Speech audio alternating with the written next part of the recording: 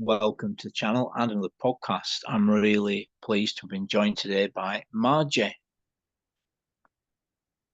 Good morning, everyone. I'm Margie. I'm an alcoholic and addict in recovery.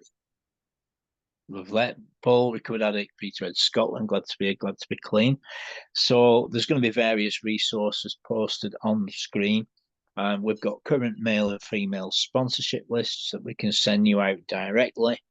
There's a whole host of resources, including WhatsApp groups, various literature, information about face-to-face meetings. So if you'd like any of that, let us know in the chat below wherever you see this posted. There's going to be information about how to get to in-person meetings on the screen, as well as various readings. So once again, you can reach out to us in the chat and we will get back to you.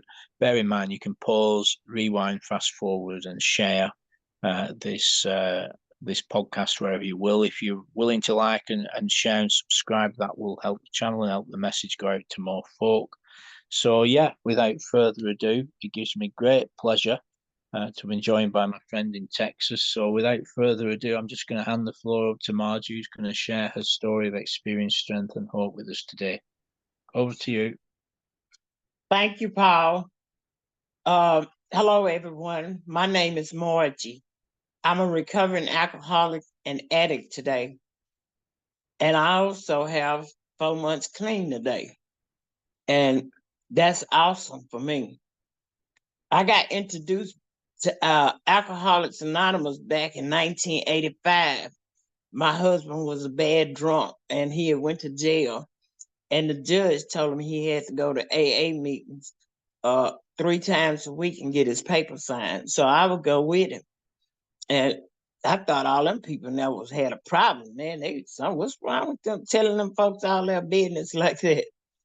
You know, and I was in and out the rooms from 1985 till February the 4th of 2024.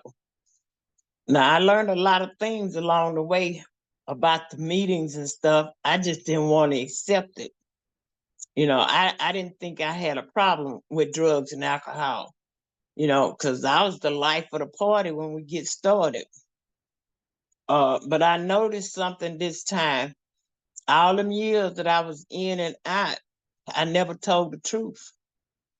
I never got honest. And I just couldn't tell nobody I was an addict or alcoholic. And I learned also this time that I was doing corrupt things before I ever picked up a drink or a drug at the age of 13. As a little kid, nobody wanted to be bothered with me because I was the one in the family that born without her daddy. So everybody didn't want to have nothing to do with me because I ain't have a daddy. And I learned how to steal. I went to bed till I was 10. You know, I just did little crazy things. You know, I was steal my grandma and my mama change out the drawer and go to school and spend 2 pennies on an ice cream stick or whatever it would have been. You know, I come up in the 50s and 60s. And I didn't know that my mind and my body was sick until I got back here this time and I asked God, would you please help me? I'm so sorry for all the times that I've come to you asking for help, but I never accepted it. But this time, God, I'm tired. I'm 67 years old, and I just want to learn how to live clean and sober lifestyle. And when I started reading the big book of Alcoholics Anonymous, you know, and I saw where it said in the doctor's opinion that I have to believe that my body and my mind that my body was just as sick as my mind. And I didn't like that. I didn't like that at all when they told me that. And that's why I would always leave the meetings. Every time they come to me trying to tell me something truth, I leave, especially when they told me I had an allergy. I'm like, I'm not allergic to nothing. I don't break out no bumps or nothing when I when I'm getting high, so I don't know what y'all talking about, the allergy. I said, let me get up out of here. And that's how I kept doing it. I would go back, but I'd always come back, And this time I decided I was going to come in, stick, and stay. This time I'm going to work these steps to the very best of my ability, God, with your help. I found me a sponsor, and me and my sponsor got busy. But, I learned all through the doctor's opinion and Bill's story, I could identify with everything they were saying. I was one of them chronic alcoholics and addicts. I couldn't put 30 days together. Never could. And I could find myself all over the doctor's opinion. And it tells me that if I'm not grounded in a power greater than myself, if I'm not into recreating my life, then I don't got no hope. And I didn't have no hope. I didn't think I would ever stop, but I was tired. I just got tired this year. Back in January of this year, my daughter came and moved everything out my apartment. And she brought me to her house. She said, I'm not going to let you sit here and kill yourself. And I went to my therapist and I asked her for some help. I said, man, I got to quit doing this dope and drinking. I don't know what else to do. And she hooked me up with some Zoom meetings. And I've been going to the Zoom meetings ever since. But prior to all that, I was a thief. I was no good. I was one of them hoes in the street. Anything white on the floor, I was trying to pick it up. See, when I quit drinking in 92, it wasn't hard. When I quit smoking weed in 89, it wasn't hard. But this doggone crack is my match.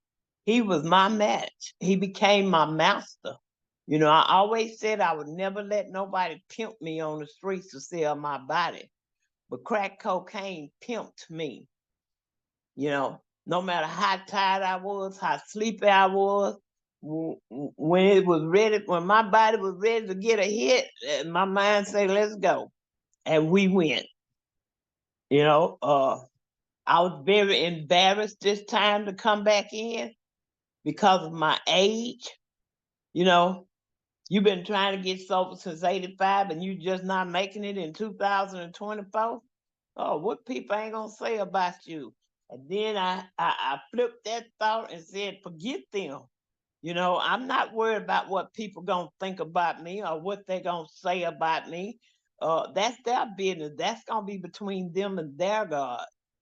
I know right now all I want is to be sober. And that was all I wanted. I didn't know what a phenomenon of craving was. But I learned because every time I go back, I would want it more and more. I never got enough. And I couldn't understand that. Once I take a hit, I'm gone, and everybody around me are gonna be hurting because that's the way I am. I was a tornado through my family life. I stole from my mama. I stole from my children. I stole from my sisters and them. Don't leave no purse laying around open and you ain't there, because I'm going to get you. That's just the way it was with me. And I didn't like that. So many things I wanted to change about me, but I realized this time I didn't have the power to do that. I had to give the power to someone greater than me, which is Jesus Christ, my higher power. If it wouldn't been for Jesus, man, I'd either be dead right now or in somebody's graveyard. That's what I meant to say, in somebody's graveyard. Because if the dope wouldn't have killed me, the cancer would have. You know, uh, man, and then when I got to Bill's story, Man, I seen how Bill went back to college. I went back to school also. But the thing of it is, I got put out of college because I was selling dope on the campus. I'd only been there about a year, and they put me out. So I said, forget y'all. You know, man, I just like Bill. A drink could fix anything. Let me go get a drink, or let me go get me a hit. You know, uh, I stayed with my mama for a little while till she put me out. You know, and I couldn't blame her because I stole everything from her that was worth money. You know, and most of all, I stole her life. You know, because when I got into cocaine, I left my children on her. One was in junior high, the other one was in elementary school. And I told all of them, I'm just go around the corner to the store and get me a pack of cigarettes, and I'll be right back. And when they saw me again, it was 2 years later. You know, I was one of them traveling addicts and alcoholics, and I was always hiding from my people. You know, if somebody told me they saw my daughter and my two grandsons looking for me, I got lost. I got lost in the mix. I ain't want nobody to find me. I didn't want them to see me high, you know. But unfortunately, there were times when they saw their mama high. And I hated that, man. I crawled through the windows to steal uh, money out my boy wallet and my daughter billfold. I crawled through the window to get my mama money. I knew where she kept it, you know. I was just low down, man. There ain't no other way for me to say it, but I was just low down. And then I became like a Bill when went on page 13. He says he humbly offered himself to God, and that's what I did. I finally got sick and tired of this addiction. Then I found out in February I had cancer, you know, and I said, Lord, please don't let me die with this cancer, you know. So I got my behind right, you know. I started doing Zoom meetings, got a sponsor, started working these steps, and I surrendered to God. I had to turn my life over to Him as best I understood Him. And it's been working, you know. It's been working. Uh, what it was like was my life was a nightmare, y'all, because I've been sexually abused as a child uh, uh, through both of sides of the family, my stepdad's side and my mama's side of the family. You know, uh, I had a few uncles that took advantage of me sexual wise, and starting at my age of 6 years old till I was 11. You know, and when I made 11, I was in junior high school, and I ain't never had no health class before. And through having a health class, she taught us different things about sex and, you know, all that other stuff that us women go through. And when I found out that what they had been doing to me was wrong, I hated them. And I let that hatred fester in me behind them, you know. Then I turned around when I got into my active addiction, I turned them into tricks. Yeah. Now I got you. Y'all gonna pay me for the hurt and pain y'all caused me. That was the way my thinking was, all thrown off, you know. But when I got on my knees on February the 4th and told God, I don't care what you gotta take me through, God, what test you gotta test me on, just please, please help me remain clean and sober and stay with this program. You know, today my Zoom meeting is my home group, you know, and as much as they tell me that I help them, no, it's the other way around. They help me a lot. You know, prayer is a big thing in my life today. Surrendering to God is a big deal for me today. You know, I looked at them steps on the wall and I read them and I said, hell, I done the 12 steps. I thought that's all you had to do was just read them. But I found out differently. It's a lifestyle that I knew nothing about. See, I wasn't raised up in a house where somebody tell you they love you. Mama, daddy say I love you. You ain't hear that in my household. You know, they didn't come to none of my basketball games or none of my track meets or choir concerts or none of that, you know. I never forget this white lady that taught choir. Cause by the time I got to high school, it was the first year of integration out here, you know, and she just took a liking to me. She bought me clothes. She bought me my first yellow long gown I ever had in my life, and for me to be in the Christmas parade, you know, riding on the top of a Cadillac, waving to people. Uh, you know, and I liked it that. And then, but she had to move, so I lost that friend. You know, I've had a lot of losses in my life. You know, I met my real daddy when I was 21 years old. No, it wasn't.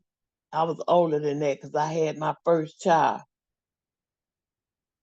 It was in 1981 or two, somewhere up in there, when I met my real daddy for the first time.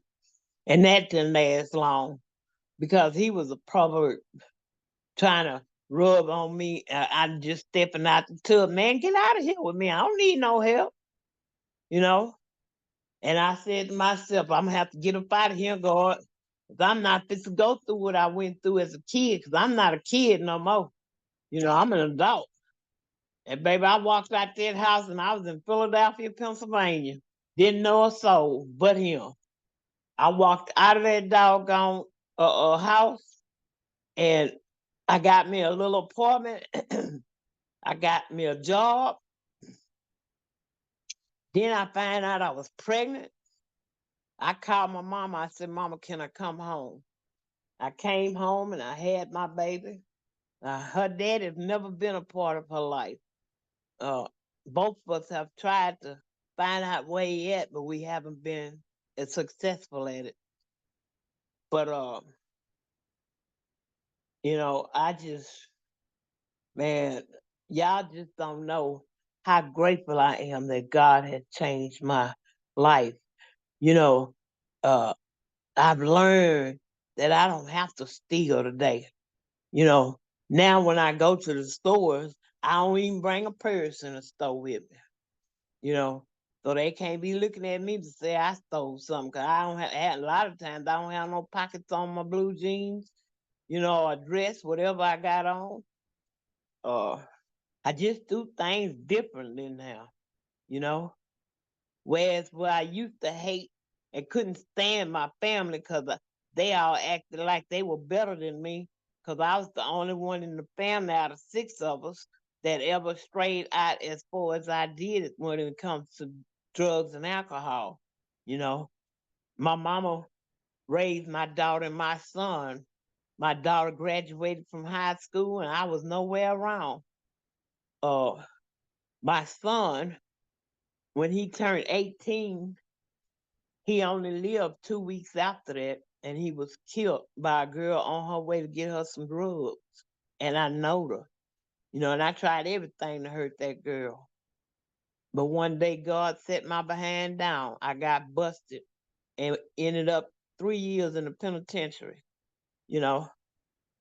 And while I was in the penitentiary, that first year, I learned how to really commune with God. And I learned a lesson of forgiveness in there, you know. So when I came out in 2002, you know, she came out right after me because she had went down for the hitting my son. Uh, and when I saw her, was in church one Sunday. I didn't know who she was, and she walked up to me and she said, "Margie, you don't know who I am?" I said, "No, I sure don't, ma'am." And I thought to myself, maybe she somebody's yard I ran through or hid up under her house from them laws or something. I don't know. I said, ma'am, I don't know who you is, but I'm going to tell you this here. If I did anything to harm you, all I can ask you to do is to forgive me. And she said, you really don't know who I am? I no, I don't, ma'am. She said, I'm Tony. And when she said she was Tony, you know, my mind clicked because I'd always said, wherever I see her, I'm going to hurt her, even in the church house. And my pastor and them knew that. And the whole church got quiet. And I remembered who she was. And all I could do right at that moment was hug her and tell her I forgive her. And from that day to this one, she still ain't never tell me to ask me to forgive her or even try to tell me what happened that morning as to how she hit my baby. But I got past that. Today I can talk about him and not cry. You know, he was just a 18-year-old boy. Never went to jail, never raped nobody, didn't do none of them things, and I'm grateful for that today. You know, sometime I wonder if he hadn't got killed, would I have come into the program any sooner? But I didn't want to come to the program because I thought I was running things. See, when I was selling that dope, I thought I had arrived. Man, I was making all this money. I was just like Bill. I thought I had arrived. Only to find myself drugged out in the alley one night. You know, been raped twice. Been beaten up by different men in this addiction. Some of them hit me because I stole their dope. Some of them hit me because I stole their money.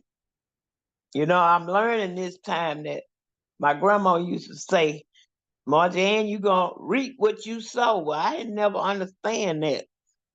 Now, what I'm gonna reap, you know? But anyway, this time when I come in, I realize that it's true what she's saying. You will reap what you sow, Margie. You know, I've done a whole lot of hurting of people out there. You know, I did a lot of things wrong, man. And I didn't know nothing about living a normal life. You know, all I knew was the alcoholic and the drug addict lifestyle that I was. You know, people would see me and turn their head and go the other way, and I couldn't blame them. You know, I never lived like an animal until I really got off into my addiction after my mama died. You know, I was able to ask her to forgive me for all the wrong I had done her and forgive me for stealing your life, having you raise two children right after you retired. You know, you had already raised your six, and here I leave two more on you. You know, and she forgave me for all that. Matter of fact, she told me, girl, I've been forgave you. You know, and she went on to glory. But I'm glad I got to ask her to forgive me, you know. My sisters and brothers and them, they wouldn't talk to me. They wouldn't speak to me. When we went to the funeral, all of them went their way, and I seen nobody was communicating with me, none of my relatives, my aunts and cousins and all them that came from Louisiana to the funeral. So I just got mad. And I walked out the place where we were having the dinner after the funeral. And I walked to my mama's house, and I put me a few clothes in a bag, and I got out of there. And they didn't see me from 2017 until 2023 is when they saw me again. You know, when I found out I had cancer, my daughter told them I wasn't going to tell them nothing, you know. But before I tell you this here, you know, I was always trying to figure out a way to get back with my family. I always had my hand in stirring the pot, and I stirred it wrong. I would make them hate me even more, I had to come to the realization that I caused them people not to trust me. I taught my family not to believe nothing I say. And if well, I would have done the same thing they done. I wouldn't have wanted to have nothing to do with you, you know? And that's sad, but that's the truth. This year, when I found out I had cancer and they had to remove my left breast, when I come up out of surgery, me and my daughter, you know, and I saw them two ladies sitting on the side of my daughter, I was still dazed because I had just come out the recovery room. And I asked her, I said, who them two white ladies is? And I went back out, because I had to stay in the hospital. And the next day she told me, she said, Mama, them wasn't no white ladies. Them was your two sisters.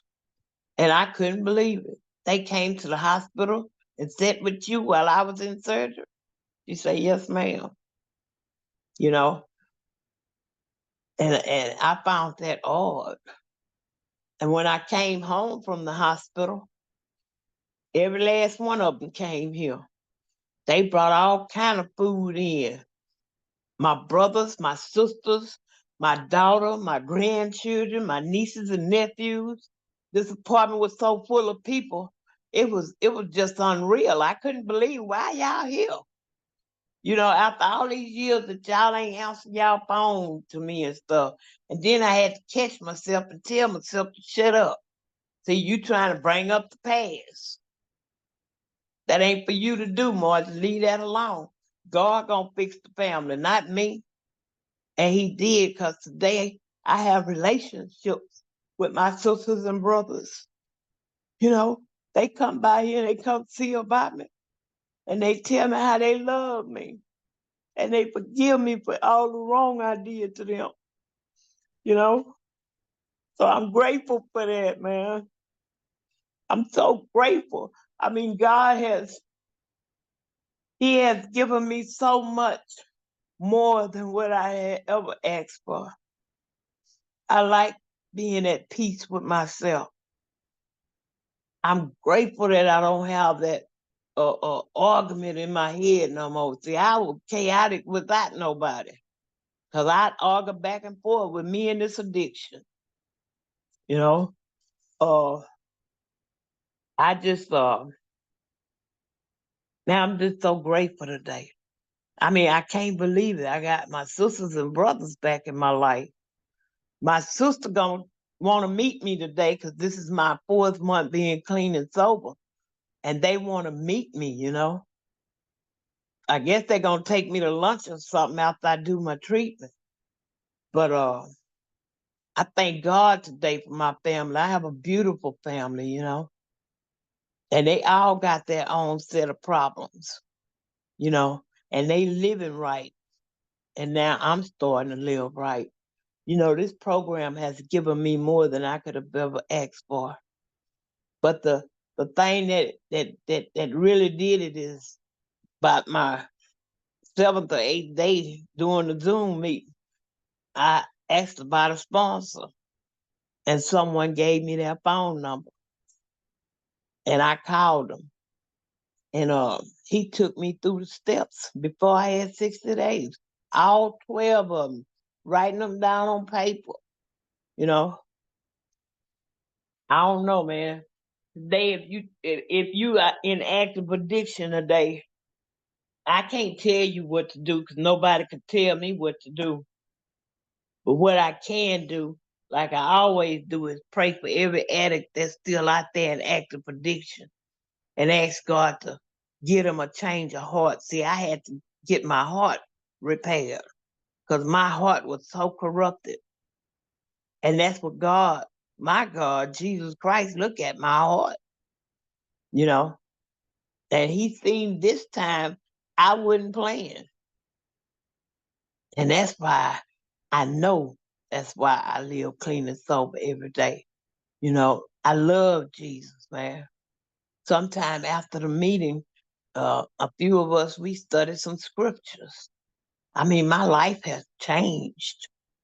Every day It's a beautiful day. Every day is something different. Every day, you know. And I come to realize the 4 months ain't what's important. What's important is today. What am I going to do different today? You know, am I going to stay clean and sober? You know, am I going to try to reach out and help somebody? It don't matter if they're in the program or not. You know, and every day I get to help people because all my doctors know that I was smoking, and yesterday at radiation they were so proud to hear I was gonna have 4 months today. They was all excited, man, jumping up and down and clapping and going on. And I'm like, Lord, what's wrong with these people? I'm just gonna have 4 months clean and sober. uh, but I found out that that's not what it was about.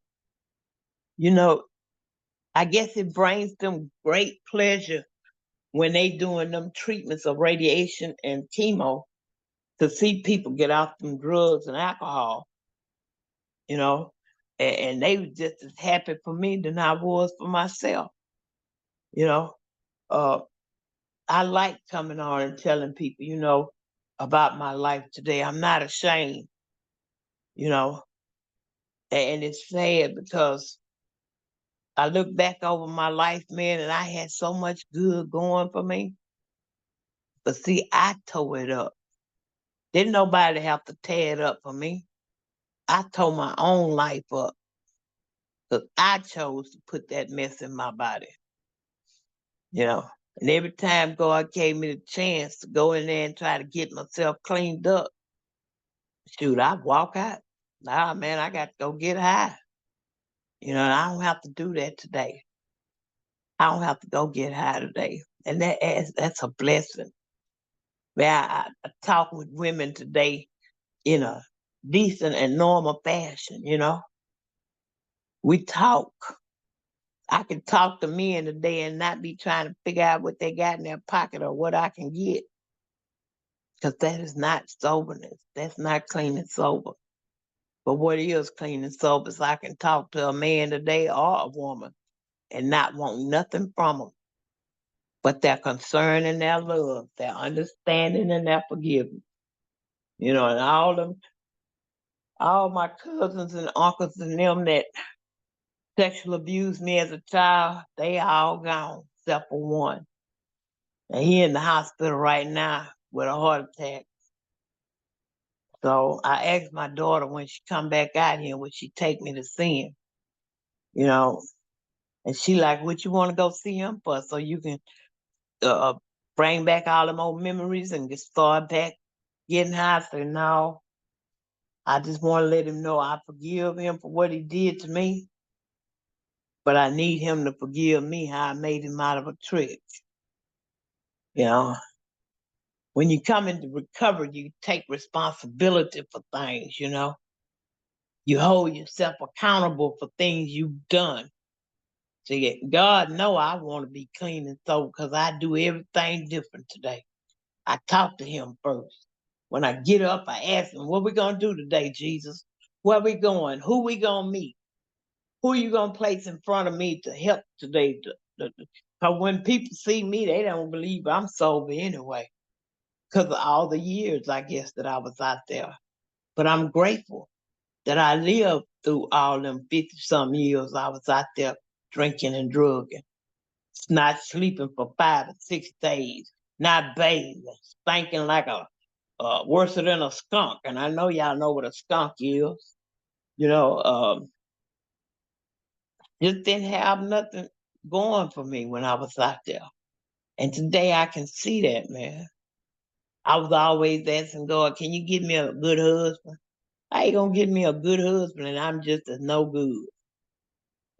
What man gonna have respect for me? And I'm on the corner at 6 and 5 o'clock in the morning when they going to work. I'm on the corner begging. I ain't have respect for myself. So how can I expect people to have respect for me? But today I got to respect people back. Because when I see people now, it's hello, how you doing? Give them a hug, a kiss on the cheek, and keep it walking. See, I can't tell nobody that I'm in recovery this time.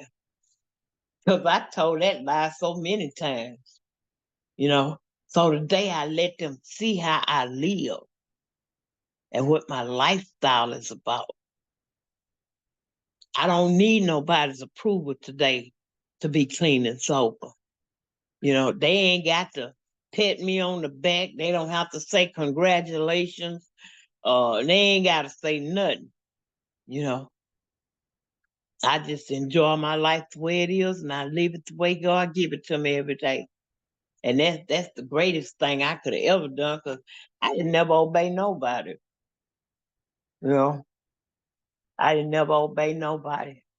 I've had a lot of relationships with men, and mostly because I couldn't see myself having sex sober. So I had to be drunk or high to have sex with somebody. And then after I do it, I'd hate them. You know, that's kind of stupid. I mean, that's real crazy thinking right there to me. You know, but this book, man, y'all just don't know how this book have put me back on the right track, because I can identify and find myself all through this book.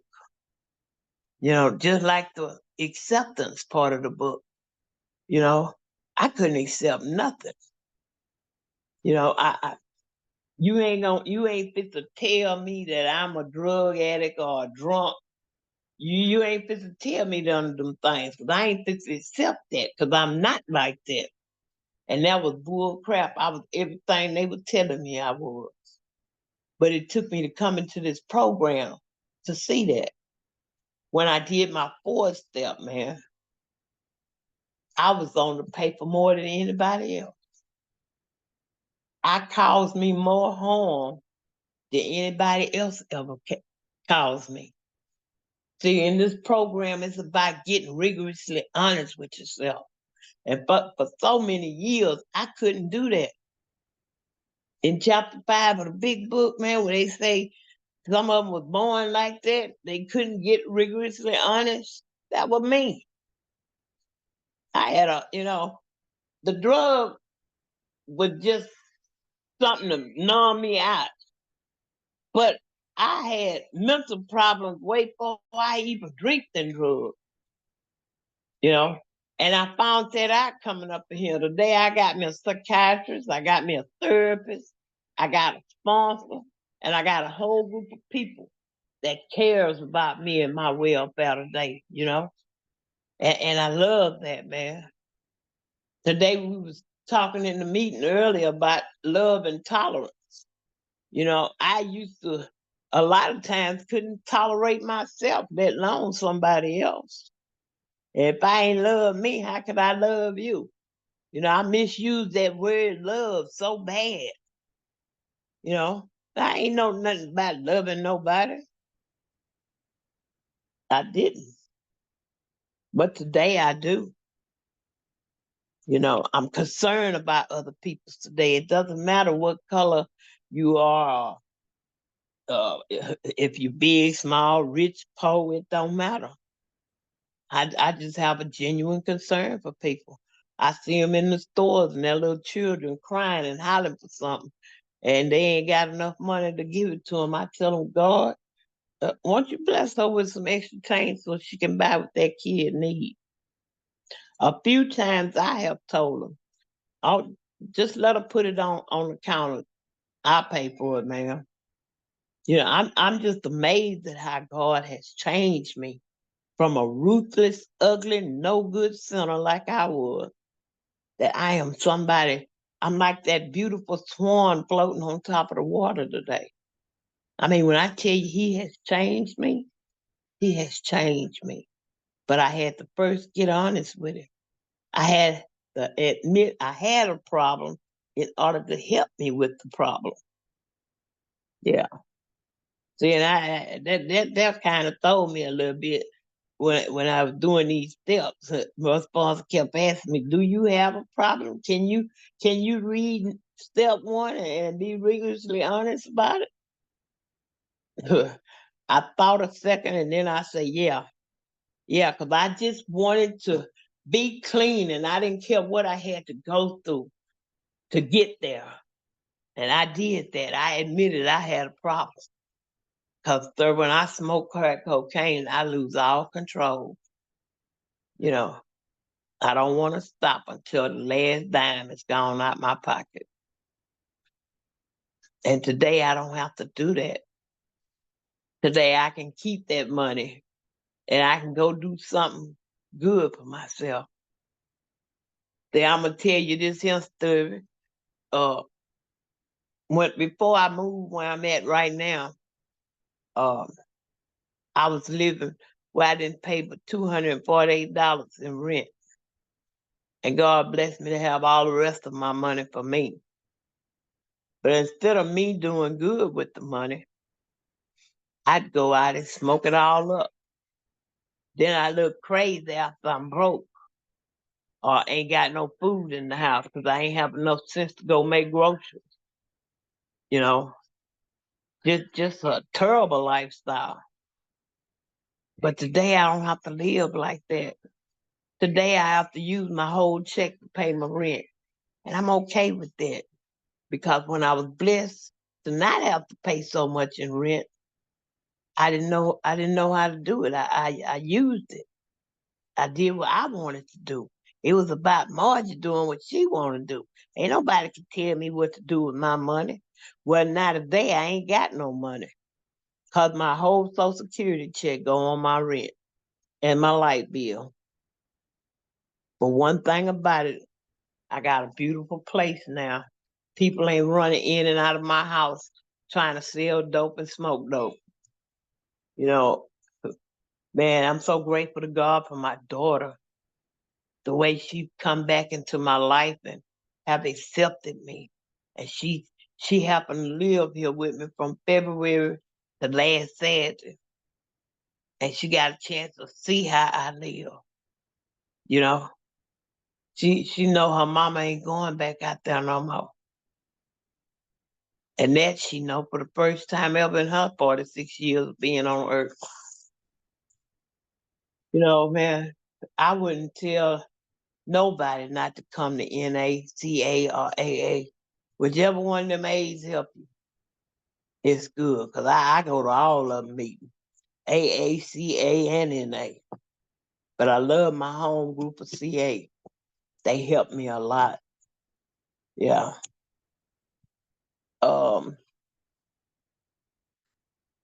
I never thought my brothers would want to have anything else to do with me. But my baby brother, he comes around now once a week and check me out. You know, and they are all so proud of me and they don't hesitate to tell me that today. You know, they don't hesitate to tell me, man, we just glad you finally came in. Finally come in to where you ain't gonna die in the streets, you know, because that's where I was headed. Yeah, that's where I was headed. But I can accept things in a better way today. You know, acceptance, I found out, is the key to my whole sobriety. You know, when I can't accept some people, places, or things, it's something about me that I'm not in acceptance of. You know, so I have to be acceptance of things today. You know, they told me that I'm not responsible for my addiction, but I am responsible for my recovery. And I like that. See, that ain't giving me no key to go back out. It's telling me that as long as I study my book, attend my meetings, talk to my God, treat people right, love people right, don't be just trying to use them, you know. Just do the next right thing, Margie. I have to tell her that sometimes. Because when I go out and get around people, my mind says, oh, hell, who got some money here I can get? You know, and I have to watch that about myself. Because that ain't how I want to live no more, man. Sometimes I sit in here and cry at the way I've used people and so cold about it. I don't even remember half of them. They were strangers to me because I'd ask anybody. I had enough nuts to ask the police, can you help me get my medication today? Or can you help me buy some groceries, please, sir? And they would give it to me. I don't know if they gave it to me because I was an old lady on a scooter or what it was, but they give it to me. And see, I thought I was doing something great there, you know? Because everybody I'd ask for some money, I'd get what I needed. And I'm so glad that I don't have to live like that no more. I asked God in my fourth step to forgive me for doing that to those people. I don't know who they are. I don't know where they live. And I don't know if I'll ever see them again. But God, please forgive me for the harm I've done to them. You know, and that's how this program works. You know, I have to accept a lot of things about Margie. You know, who wants to say that they are addict or alcoholic, or that they got a problem, or that they don't know how to live life on life terms? Yeah, I'm learning how to do all that today. I have an awesome life, and I love helping other people, man. I don't mind sharing my story at all, anytime, anywhere, with anyone. Because, see, today, that's my story.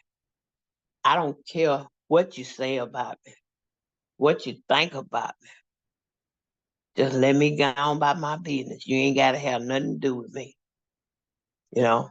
But one thing I ain't got to do today is uh, run around announcing to everyone I see during that day, hey, I'm a recovering alcoholic and addict today. Hey, I'm clean and sober. I ain't got to do all that. Because the way people see me live my life and the walk that I walked through this program, they can see that I've changed. Sometimes I look in the mirror, I'm going to say this and be quiet. Sometimes I go in the bathroom and I look in the mirror at myself. And I say, Lord, who is you, girl? You know, it's sad when you done live 68 years on earth and you don't know who you are. You know, I look at her and I be like, damn, man, you so beautiful. But who are you? I don't know nothing about Margie. You know, what kind of flowers you like? What's your favorite color? I don't know none of that. But I know I like this peace and this clean and serene time I got now. I know that I love apologizing when I make a mistake somewhere or with somebody or harm somebody in a way. You know, I can easily hurry up and say, hey, I'm sorry, I was wrong. Yeah. Well, y'all, I hope I helped somebody through my sharing. If I did, then today, Jesus, I've done my job. Thank you, Paul, for asking me to come on podcast. Thank you so much, Margie. That was phenomenal. That was a really strong share, a strong message of hope and freedom and courage. Appreciate you being here. No, that was super. Yeah, I'll just share in a general way myself. You know, it's a progressive fatal illness. Welcome to anyone that's listening to this message. Once again, if you're here and you're still drinking and drugging, you know, and you're looking for support, put your name and number in the chat wherever you see this post, and we will get back to you. We've got male and female sponsors that are ready and willing to take you through the 12-step process so you too can be liberated from the obsession to drink and drug and find a new lifestyle. That was such a strong share, Margie. It truly, truly was, and I'm sure that'll encourage many people. You know, alcoholism is a mental illness, but it's much more than that because it involves selfishness and foolishness. And so rigorous honesty and rigorous acceptance is the beginning of this program. You know, and I like what you said, Margie. You said about how your sponsor had you. Can you truly state step one and really mean it? You know, we admitted that our lives were unmanageable, that we're powerless over addiction. You know, and Yeah, man. I mean, that's the basis of the fellowship. That opens you up to a solution when you admit the problem, and we have to maintain the truth. The human problem is rebellion, unfaithfulness, and delusion. And really drinking and drugging is a hideous, self-centered delusion. Drinking and drugging is not going to be helpful to your life. You know, and we have to maintain the truth to stay sober. We have to maintain rigorous honesty. We do a nightly inventory, and you're often there, aren't you? We have one every night at 9:30, and we do a nightly inventory where we check on our behaviour each day. It's how we speak and how we treat others. That's where we are. That's the indicator where we're at with God. What you do with the pennies and how you treat others. That's where you are. That's a reality check. And sobriety. I've never known anyone go wrong with the program and with God yet, Margie. And I really enjoyed hearing your message. I felt your pain and all the things you've been through, and today is a new day. So, I'd just like to we've got a few minutes left yet, Margie. So I was just wanting to ask you, Margie, when you first encountered 12-step recovery, when you first encountered it, which I think you said was like 30 or 40 years ago, what was your experience then about the steps and the program? I told my husband, I say, you got to do all that stuff. I ain't got no problem drinking, and I was a blackout drinker, But yet I told him, I say, you got the problem.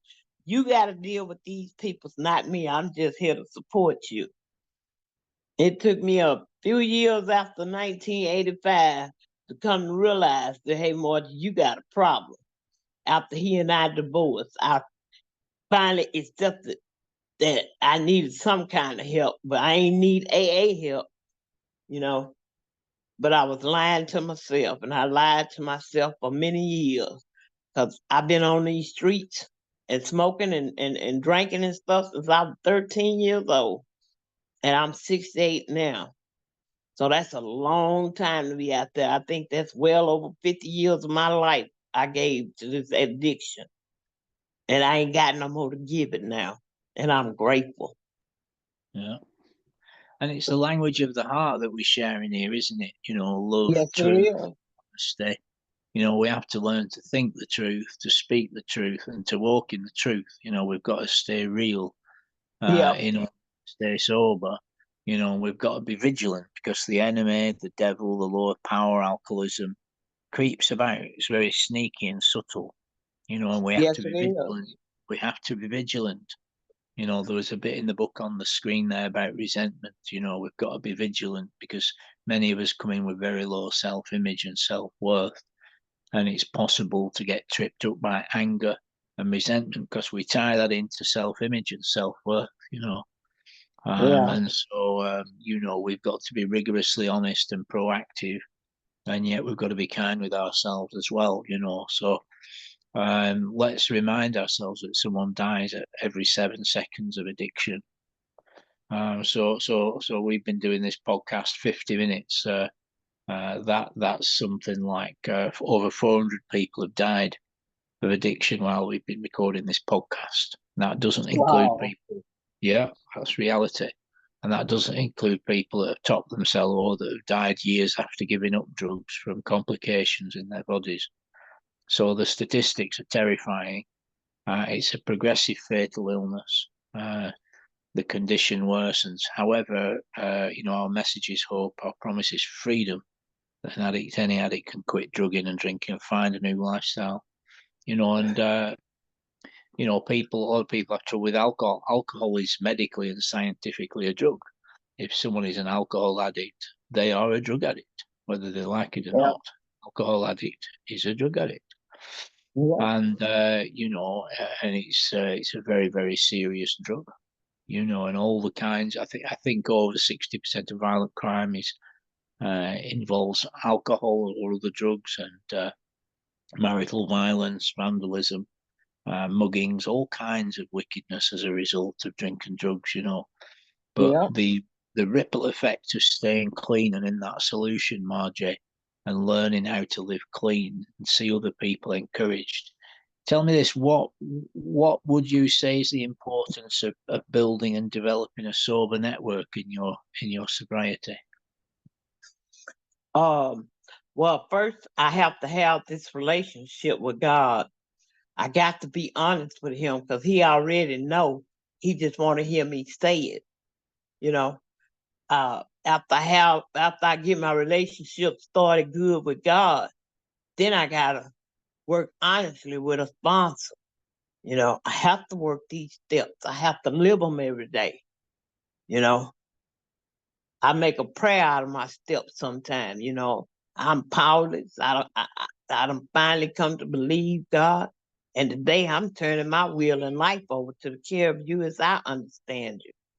Just be with me every step of the way, God. That's all I'm asking. You know, and that's how I start my day.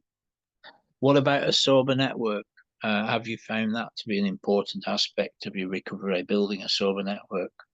Oh yes, man. I call some of them ladies every day just to talk to them. You know, see how they doing, where they at. You know, I have a good connection for my sober network. Yes, I got people in the Zoom rooms I can talk to every day, and I got people on the outside here that I can talk to every day. No matter if they, my doctor or a lady sitting in the room waiting room with me. You know, I divulge my story everywhere I go.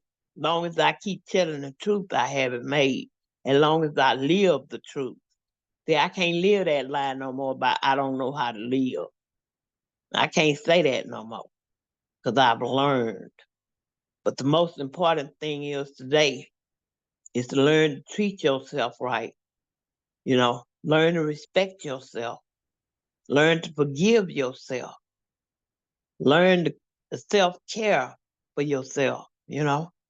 All these things come along with it. But you got to first start off by getting your relationship right with God. And then he'll take it from there. Amazing. And I know I've said this to you before, but all that experience you had trying to get clean and sober in years gone by, there's power in that. You probably listened to lots of different shares over the years in all different kinds of meetings, and there's power in that as well. Because now it's all your truth. This is, rather than it being subjective truth or objective truth, it's now experiential truth. You're Mhm. experiencing this as a reality in your life. And it's such a powerful transformative thing, and you're such an important part of our group, and people are moved when you share. You've got a very, very strong message, and a very clear message, and a very real message of hope. You truly, truly have. And it's the ripple effect of staying clean. You can't quantify it. It's an exponential virtue. So you staying clean means that lives will be transformed. You'll play a tiny part, or sometimes a bigger part in people's lives. You mentioned sponsorship. You talked much about you found someone that was willing to take you through the steps, pen to paper. You mentioned the value, the virtue of that, and I know now you're putting yourself out there available to sponsor others. Do you want to talk about that? Yes, I'm looking forward to the day that God bless me with somebody to ask me to be their sponsor, you know, because I love helping people today. That just amazes me how I love that. You know, every time I come to a meeting, I share, you know, praying and hoping that I touch one somebody, whether it be a male or female, but to help them understand and see that this way of life is better.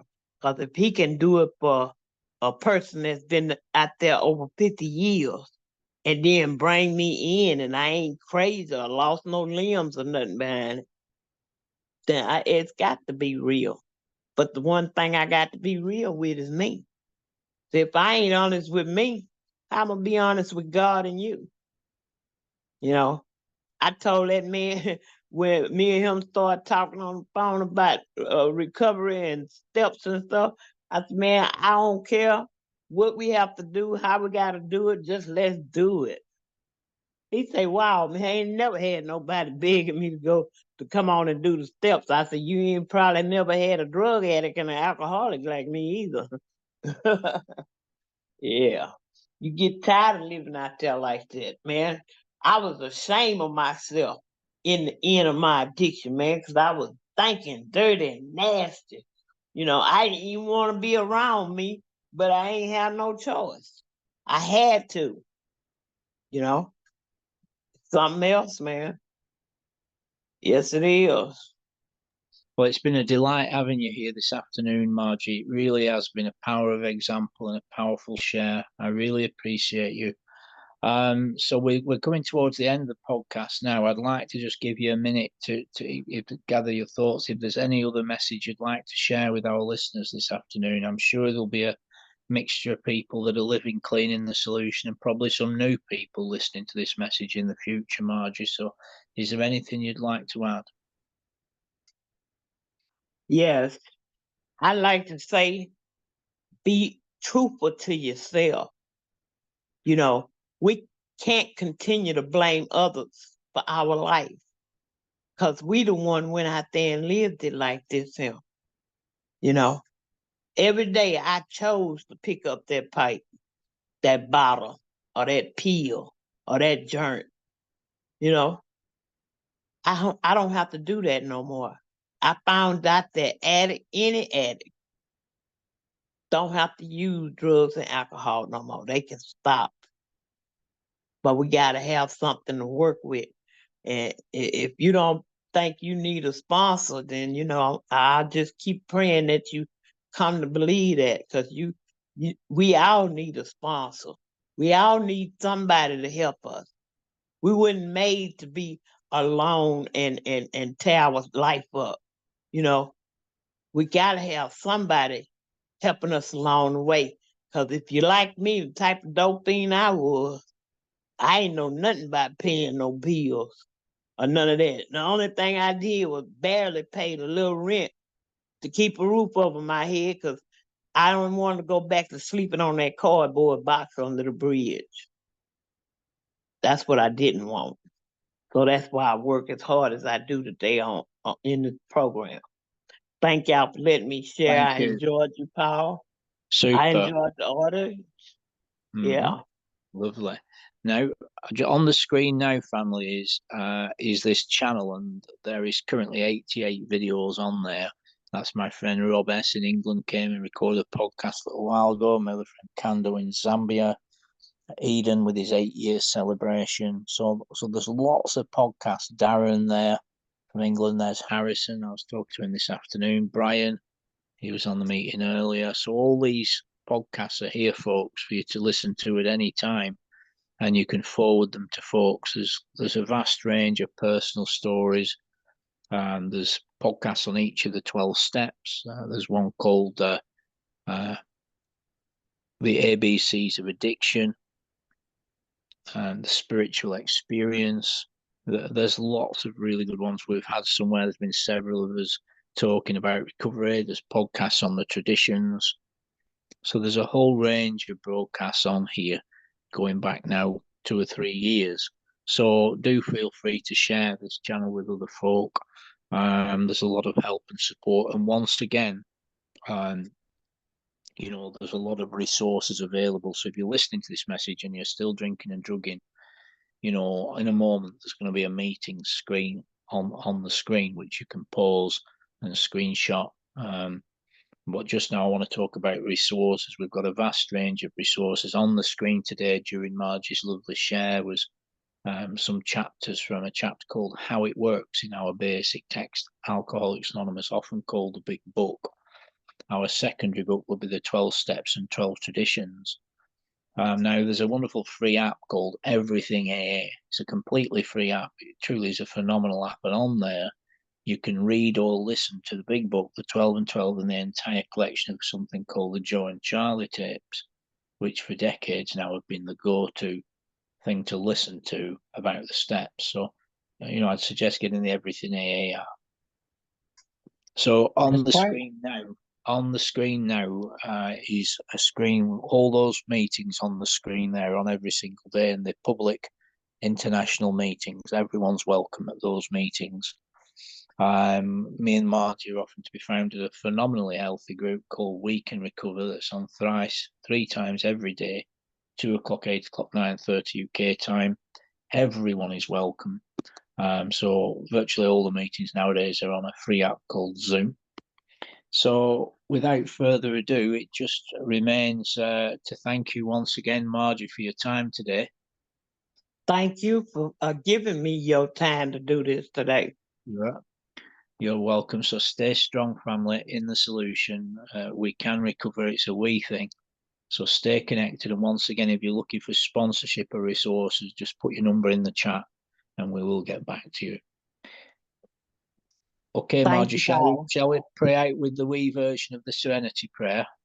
Yes. Okay, who's large and in charge? It's God. God, grant us the serenity to accept things we can't change. Courage to change things that we can. And the wisdom to know the difference. Amen. You have a great day, Margie. Thank you for your time. You too. I gotta go get ready to go to treatment now. Okay, my love.